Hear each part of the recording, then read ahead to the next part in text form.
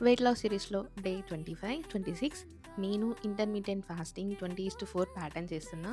నేను ప్రతిరోజు నా డైట్‌లో మార్నింగ్ లేసి ఆఫ్టర్ వాష్‌రూమ్ నేను నా వెయిట్ చెక్ చేసుకుంటాను. సో, అప్పుడే మనకు అక్యురేట్‌గా మనం ఎంత తగ్గుతున్నాం అనేది తెలుస్తది.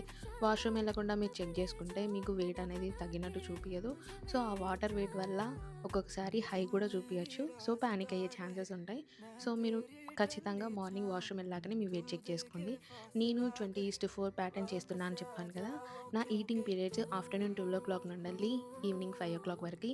ఈ టైంలోనే నేను తినాలనుకునేటివి తింటాను. మిగతా టైం అంతా ఫాస్టింగ్ చేస్తాను. ఆ ఫాస్టింగ్ టైంలో ఓన్లీ వాటర్ మీద ఉంటాను. నేను ఈటింగ్ పీరియడ్‌లోనే నేను తినే వాటి మీద కాన్సంట్రేషన్ చేస్తాను. ఇప్పటికి 25 డేస్ అవుతుంది. ఆఫ్టర్ 30 డేస్ తర్వాత నేను నా డైట్‌ని ఒమాడ్‌కి షిఫ్ట్ చేద్దామని అనుకుంటున్నాను.